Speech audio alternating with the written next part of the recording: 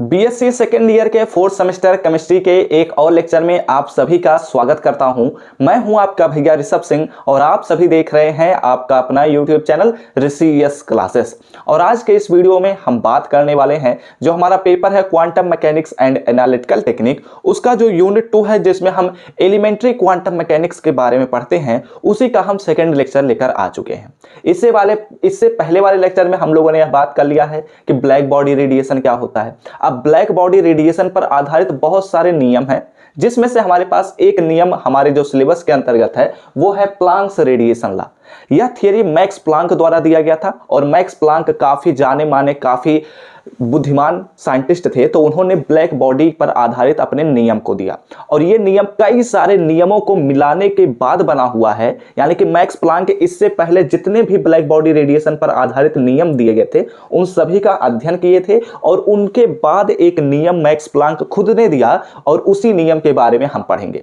तो इससे पहले हम जितने भी नियम थे वो हमारे सिलेबस के अंतर्गत नहीं है, तो हम उसे नहीं पढ़ेंगे। तो हो सकता है कुछ कुछ पॉइंट्स आपको ना समझ में आए, लेकिन जितना हो सकेगा मैं उसे एक्सप्लेन करने की कोशिश करूंगा। ओके, अब यहां पर देखते हैं प्लैंक्स रेडिएशन लॉ क्या होता है। लेकिन एक बात का ख्याल रखिए, अगर आप लोग ब्लैक बॉडी रेडिएशन का कॉन्सेप्ट नहीं पढ़े हैं तो पहले उसे पढ़ लीजिएगा। पूरे प्लेलिस्ट का लिंक आप सभी को हम डिस्क्रिप्शन में प्रोवाइड कर देंगे।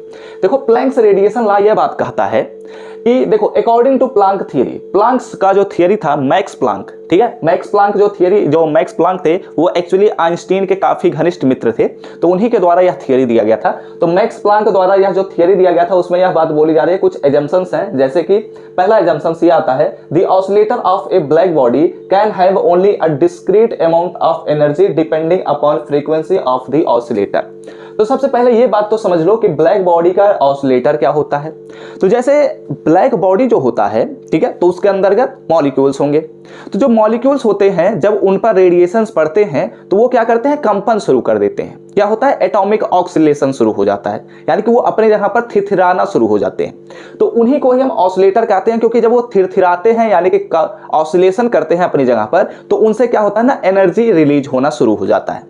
Okay, are you getting my point? तो यही बात यह बोली जा रही है कि ब्लैक बॉडी के जो ऑसिलेटर हैं यानी कि एटॉमिक ऑक्सीलेशन करने वाले एटम्स जो हैं उनके पास have only a discrete amount of energy. अब ये डिस्क्रीट वर्ड क्या है? डिस्क्रीट एक्चुअली डिसकॉन्टिन्यूअस से ही बना हुआ है, यानी कि असतत, यानी कि लगातार नहीं, लगातार भी ऐसे कह सकते हैं, ठीक है।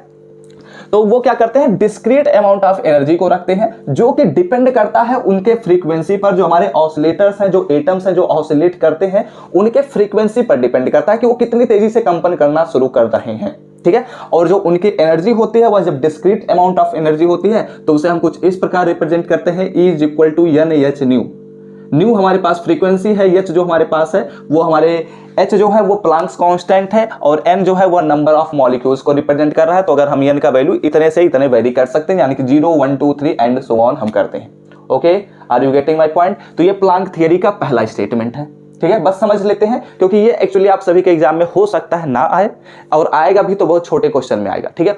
तो यहां पर देखो दूसरा पॉइंट ये बोला जा रहा है कि एज लॉन्ग एज, जितना लंबा हो सकता है उतना लंबा समय तक, the oscillator has equal energy to E is equal to NH nu. क्या कहता है कि जो हमारे पास ऑसिलेटर है अगर उसके पास इतनी एनर्जी है, यानी कि NH न्यू इतना एनर्जी है, तो वह ना तो इमिट करेगा ना तो एब्जॉर्ब करेगा।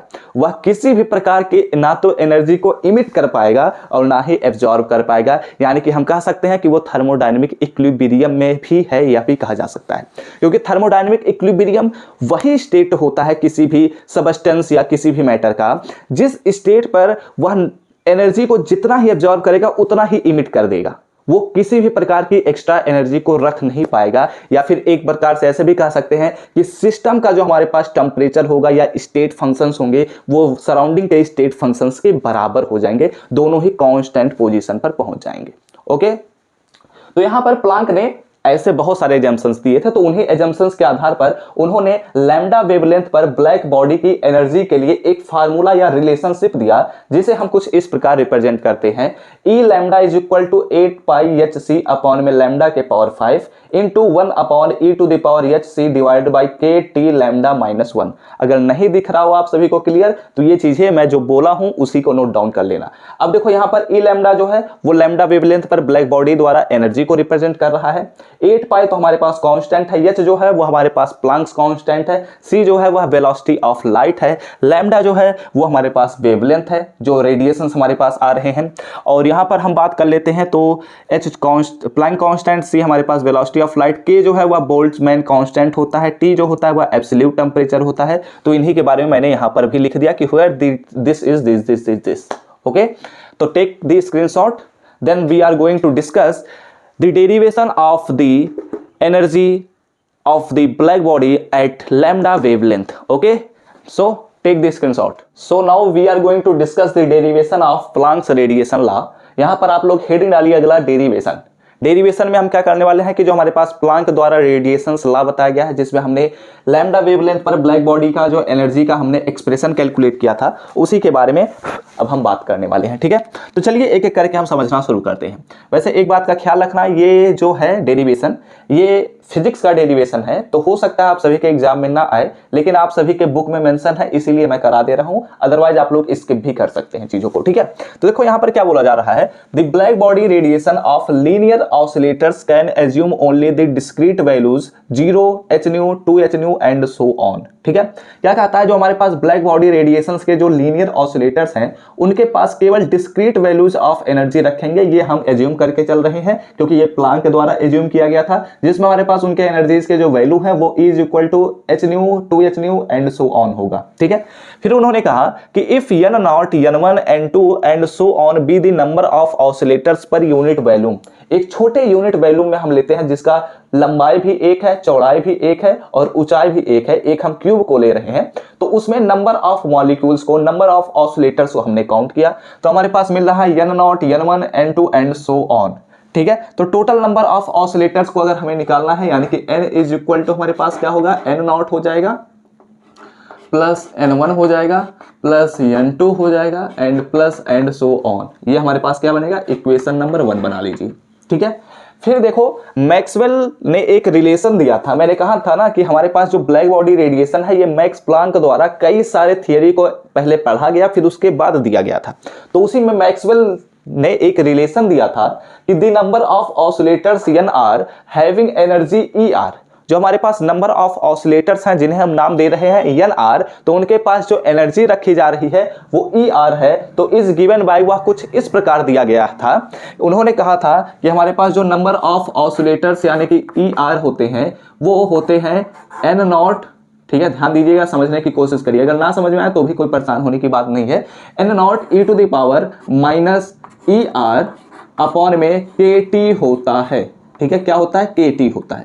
जहां पर आप अगर बताना चाहें तो er जो है वह ब्लैक बॉडी रेडिएशन की एनर्जी है, k जो है कांस्टेंट है, बोल्ट्जमैन कांस्टेंट है, t जो है वह एब्सोल्यूट टेम्परेचर है। ओके, अब यह बात हम जानते हैं कि सिंस, यहां पर लिख लो, लिखने का मन करे तो, सिंस हम जानते हैं कि E जो होता है वह nhν के बराबर होता है। ठीक है, तो यहां पर अगर हम वैल्यूज को रखें तो हम यहां पर ऐसे भी रख सकते हैं, nr is equal to n0 e to the power er लिखा गया है, तो er के जहां पर हमारे पास nhν जो है वह हम माइनस rhν लिख देते हैं और डिवाइड बाय kt कर देते हैं। ठीक है, अगर आप नहीं लिखना चाहें r को तो हटा भी सकते हैं, कोई दिक्कत की बात नहीं है, लेकिन यहां पर हम r के लिए इसलिए लिखे हैं क्योंकि अब हम क्या करेंगे ना, r के वैल्यूज को रखेंगे, 1, 2, 3 एंड सो ऑन को हम रखेंगे। तो यहां पर चलिए हम रखते हैं, तो हमारे पास यहां पर क्या मिलेगा, देन हमें कुछ चीजें मिलनी शुरू हो जाएंगी। क्या मिलेंगी, n1 का वैल्यू मिलेगा कितना, n0 और e to the power minus hν और डिवाइडेड बाय kt हमें मिल जाएगा।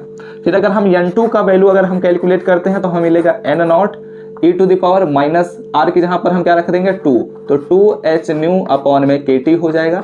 ऐसे ही अगर हम n3 को कैलकुलेट करें तो भी हमें मिल जाएगा, तो n3 को अगर हम कैलकुलेट करते हैं तो हमें मिलेगा n0 e to the power minus 3hν upon में kt हो जाएगा। ठीक है, एंड सो ऑन, ऐसे ही हम कंटिन्यू करते चले जाएंगे। तो इन सभी वैल्यूज को अब हम इक्वेशन नंबर 1 में रखेंगे। तो चलिए यहीं पर मैं रख देता हूं फ्रॉम फर्स्ट। ठीक है, क्या करेंगे, फ्रॉम इक्वेशन फर्स्ट। अब हम इक्वेशन फर्स्ट का उपयोग करने वाले हैं। तो इक्वेशन फर्स्ट में हम क्या करेंगे, हमारे पास n is equal to n0 तो दिया ही गया है, रख लीजिए, प्लस n1 की जहां पर हमने वैल्यू को कैलकुलेट किया, n0 e to the power n0 e to the power minus hν upon में kt एंड प्लस हमारे पास n2 का जो वैल्यू है वो हमारे पास है n0 और e⁻²h न्यू अपॉन में kt, ठीक है, and plus and so on, ऐसे हो जाएंगे।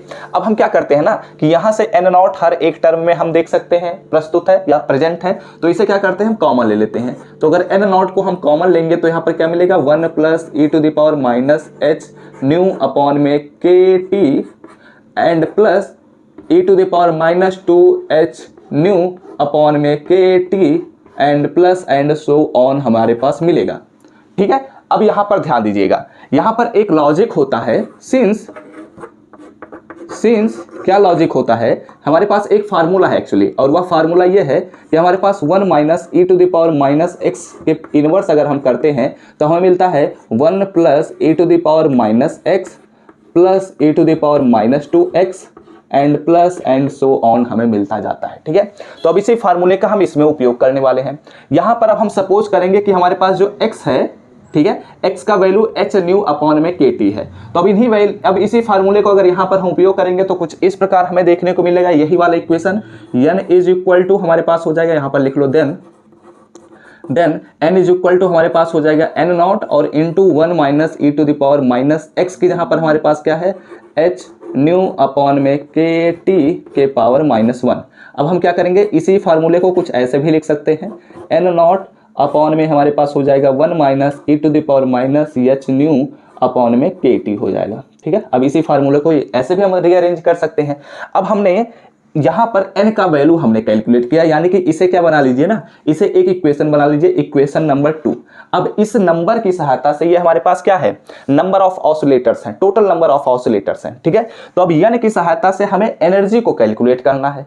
तो एनर्जी को कैलकुलेट करने के लिए हमारे पास अगले स्टेप्स हैं। फिलहाल आप क्या करिए, इसका स्क्रीनशॉट ले लीजिए, उसके बाद हम अगले स्टेप पर बढ़ते हैं। तो अब यहाँ पर देखिए हम नेक्स्ट स्टेप पर बढ़ते हैं। यहाँ पर बोला जा रहा है कि दी टोटल एनर्जी ई, हमें ई का ही तो वैल्यू कैलकुलेट करना है एट वेवलेंथ लैम्डा पर, ठीक है। तो हमें क्या बात करनी है कि now the total energy E of n oscillators is given by, यानी कि n ऑसिलेटर्स द्वारा जो हमारे पास एनर्जी मिल रहा है वो कुछ इस प्रकार दिया जाएगा। कैसे दिया जाएगा, E इज इक्वल टू हमारे पास पहले वाले नंबर ऑसिलेटर का, यानी कि पहले वाले ऑसिलेटर और उसकी एनर्जी क्या होगी हमारे पास n h न्यू के अकॉर्डिंग। तो हमारे पास n इज इक्वल टू हम 1 रखेंगे तो हमें मिल जाएगा h न्यू, ठीक है, प्लस हमारे पास क्या मिलेगा n2 और यहाँ पर हमारे पास क्या मिलेगा 2h न्यू मिल जाएगा, प्लस हमारे पास मिलेगा n3 और यहाँ पर हमें मिलेगा 3h न्यू हो जाएगा, प्लस एंड सो ऑन हमारे पास नंबर्स मिलते जाएंगे।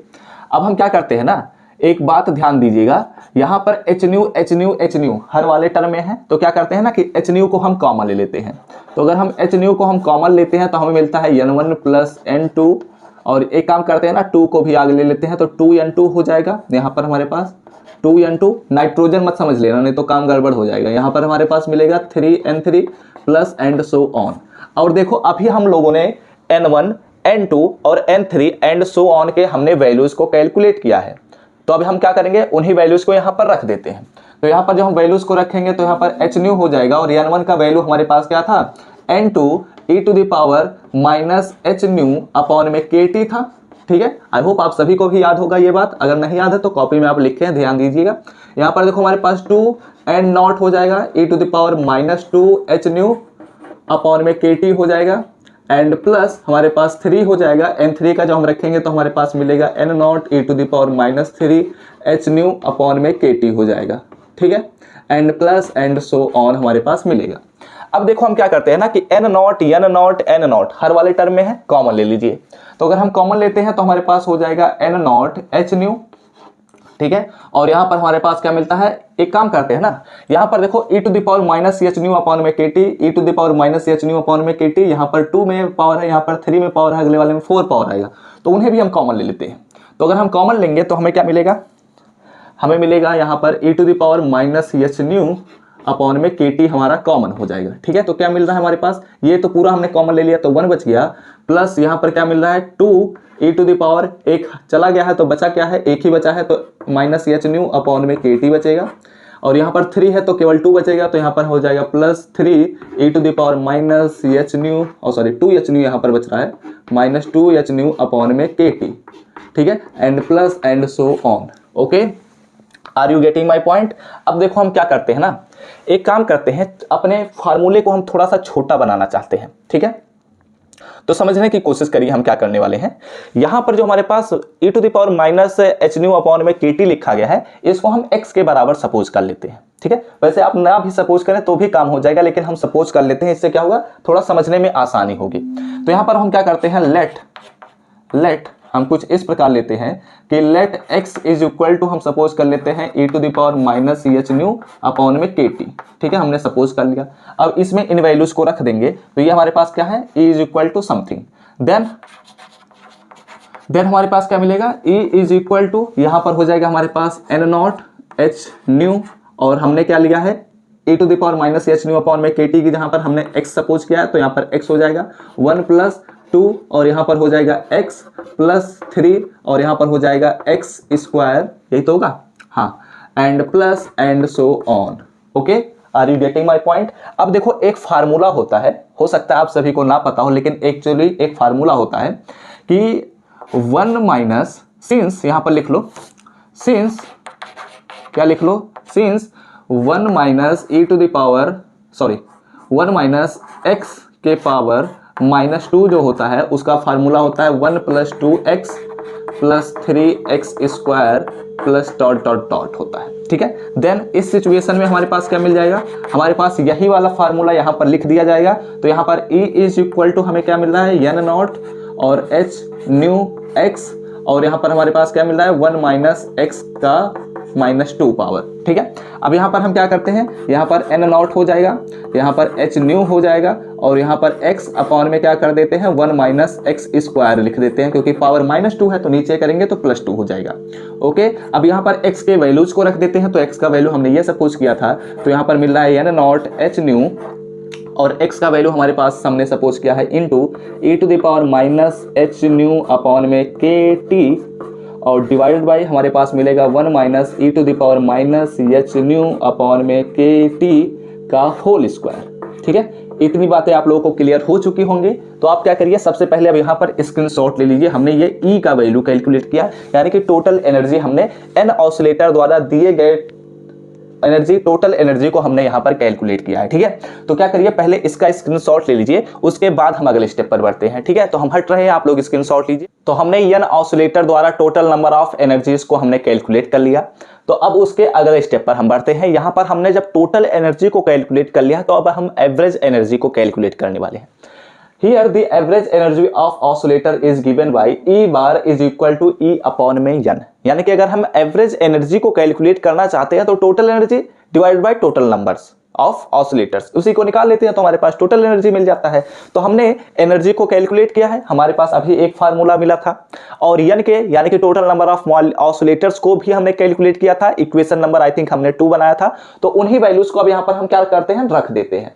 तो ये हमारे पास एनर्जी का वैल्यू है, ये हमने n का वैल्यू कैलकुलेट कर लिया। अब AC को सिंप्लीफाई करेंगे तो इससे हमारे पास एवरेज एनर्जी निकल जाएगा। तो अब हम कैसे करते हैं, ध्यान दीजिएगा। देखो यहाँ पर सिंपल तरीका है, n नॉट को हम n नॉट से डिवाइड कर रहे हैं तो खत्म हो जाएगा, मतलब बचेगा 1, ठीक है। तो चाहे कैंसल आउट ऐसे कर दो, या फिर ना मन करे तो ना करना। यहाँ पर देखो स्क्वायर है, और यहाँ पर इसका जब हम डिवीजन करेंगे 1 पावर से, तो 1 पावर कैंसल आउट हो जाएगा, बचेगा केवल 1 ही, ठीक है। तो इसी को अगर हम सिंप्लीफाई करते हुए लिखना चाहें तो यहाँ पर हमारे पास बच रहा है h nu e to the power minus h nu upon में kt, और डिवीजन बाई हमारे पास मिलेगा 1 minus e to the power minus h nu upon में kt मिलेगा। ओके, इतनी बातें क्लियर हो चुकी होंगी। अब देखो यहाँ पर हम क्या करते हैं ना, थोड़ा सा हम इसमें इंटरचेंज करने वाले हैं चीजों को। यहां पर देखो हमारे पास लिखा गया है e to the power minus h nu upon में kt, तो हम क्या करते हैं ना, इसको नीचे लाते हैं और दोनों में डिवाइड कर देते हैं। तो जब हम दोनों में डिवाइड करेंगे तो यहाँ पर ये कैंसल आउट होकर 1 बच जाएगा, और यहाँ पर ये कैंसल आउट होने के बाद ये ऊपर हो जाएगा। तो यहाँ पर ओवरऑल वैल्यू बच रहा है h न्यू अपॉन में हमारे पास मिलेगा e टू द पावर, ऊपर चला जाएगा तो प्लस हो जाएगा, तो e to the power h nu upon में kt, और माइनस हो जाएगा 1, E is equal to this हमें मिलेगा, ठीक है। अब यहां पर हमने क्या कैलकुलेट किया है, यहां पर हमने एवरेज एनर्जी को कैलकुलेट किया है। अब ये जो एवरेज एनर्जी हमने कैलकुलेट किया है, ये क्लासिकल थ्योरी और प्लांक्स थ्योरी के आधार पर हम कंपेयर करेंगे इन चीजों को, ठीक है। तो फिलहाल क्या करिए, इसका भी स्क्रीनशॉट ले लीजिए, उसके बाद हम बात करते हैं। तो अब इसी में थोड़ा हम आगे बढ़ते हैं, और यहां पर बोला जा रहा है 10 वी फाइंड दैट, हमने यह प्राप्त किया कि energy of oscillator is not kT। यह बात पता चली, जो क्लासिकल थ्योरी कहता है वो कह रहा था कि जो हमारे पास ऑसिलेटर होता है ब्लैक बॉडी के, उसके पास जो एनर्जी होती है वह kT के बराबर होती है। लेकिन प्लांक थ्योरी के अनुसार हमने यह देखा कि जो हमारे पास एनर्जी होता है वह e⁻h⁻⁻1 के बराबर होता है। ओके, इन चीजों में ज्यादा दिमाग लगाने की कोशिश मत करना, क्योंकि ये बहुत बड़े रिसर्च को हमने एक छोटे से समराइज करते हुए आप सभी के सिलेबस में डाला गया है। तो अगर उन सभी चीजों के चक्कर में पढ़ोगे तो पीएचडी हो जाएगी क्वांटम मैकेनिक्स पर, इसलिए ज्यादा चीजों पर पढ़ना मत, ठीक है। जो जो चीजें ऊपर ऊपर से समझने लायक है उन्हीं को समझ लेना। पिछले वीडियो में भी मैंने कहा था कि जो ब्लैक बॉडी रेडिएशन है ये काफी बड़ा विशाल बहुत ही बड़ा टॉपिक है, तो इसमें बहुत सारी चीजें छूटने के चांसेस भी रहेंगे, ठीक है। देखो यहाँ पर अगला स्टेप में बोला जा रहा है कि further it can deduce that, यह भी प्राप्त किया गया कि the number of oscillator per unit volume having frequency nu to nu plus d nu is equal to 8 pi nu square upon में c cube into d nu होता है। क्या बोला जा रहा है कि हमारे पास पर यूनिट वॉल्यूम में न्यू और new plus d new frequency के बीच में जो नंबर ऑफ ऑसिलेटर होता है उसकी संख्या 8 पाई न्यू स्क्वायर अपॉन में c cube into d new के बराबर होता है। उसके बाद बोला जा रहा है कि देयरफॉर, अतः द एवरेज एनर्जी पर unit volume is, the average energy पर यूनिट वॉल्यूम इज, क्या बोला जा रहा है कि ई न्यू, सॉरी यहां पर हमारे पास E nu D nu is equal to हमारे पास होगा 8 पाई न्यू स्क्वायर अपॉन में सी क्यूब और इनटू हमारे पास मिलेगा एच न्यू अपॉन में e⁻h न्यू अपॉन में kT-1 इंटू डी न्यू होता है, ठीक है। अब यहां से एक बात हमें यह भी पता है, सिंस, क्या हमें बात पता है, ध्यान दीजिएगा, सिंस हमें पता है कि हमारे पास जो न्यू होता है वह c अपॉन में लैम्डा के बराबर होता है, यानी कि जो फ्रीक्वेंसी होता है वह वेवलेंथ के डायरेक्ट इनवर्सली प्रोपोर्शनल होता है। तो अब हम क्या करते हैं, यहां से डी न्यू का हमें वैल्यू चाहिए, तो हम क्या करते हैं, इसको डिफरेंशिएट कर देते हैं। तो यहां से हम डी न्यू का वैल्यू जब कैलकुलेट करेंगे तो हमें मिलेगा माइनस सी अपॉन में न्यू स्क्वायर और यहां पर हो जाएगा डी न्यू, ठीक है। यहां पर ये बात पता चल जाएगी, ये डी लैम्डा, हाँ ठीक है। अब यहां पर हमारे पास जब लैम्डा का स्क्वायर और इनटू डी लैम्डा हमें मिलेगा, तो अब इसी के आगे हम लैम्डा वेवलेंथ पर हमारे टोटल एनर्जी को कैलकुलेट करना है ऑफ ब्लैक बॉडी का, ठीक है। तो फिलहाल क्या करिए, इसका स्क्रीनशॉट ले लीजिए। इसे इरेज करने से पहले यह बात समझ लो, देखो हमने ये जो हमारे पास एवरेज एनर्जी के लिए हमने एक्सप्रेशन लिखा गया है, ये जो हमारे पास है यह न्यू यानी कि फ्रीक्वेंसी पर आधारित एवरेज एनर्जी को हमने निकाला है। लेकिन हमें चाहिए किस पर, वेवलेंथ पर चाहिए। तो वेवलेंथ और फ्रीक्वेंसी के बीच एक घनिष्ठ संबंध होता है और वह संबंध यह होता है nu is equal to c upon में लैम्डा, ठीक है। तो जहां जहां पर इस पूरे एक्सप्रेशन में न्यू हमने उपयोग किया है वहां वहां पर अब हम लैम्डा रखेंगे, ठीक है। और उसके बाद इसी को हम सॉल्व करेंगे, इसी रिलेशनशिप को ही हम सॉल्व करेंगे और हमारा फाइनल एक्सप्रेशन प्राप्त हो जाएगा। तो फिलहाल आप लोग स्क्रीनशॉट ले चुके होंगे, तो अब चलिए अगले स्टेप पर हम बढ़ते हैं। तो अब यहां पर ध्यान दीजिए, हम अगले स्टेप पर बढ़ते हैं। अभी तक हमने न्यू के लिए एक्सप्रेशन कैलकुलेट किया था एवरेज एनर्जी के लिए। अब हम बात करते हैं कि लैम्डा यानी कि वेवलेंथ के लिए हमारे पास जो एवरेज एनर्जी होगा उसका क्या एक्सप्रेशन होगा, ठीक है। तो हमने क्या लिखा था, ई न्यू डी न्यू, तो यहां पर हमारे पास क्या होगा, ई लैम्डा डी लैम्डा हो जाएगा, ठीक है। इस बात का ख्याल रखना।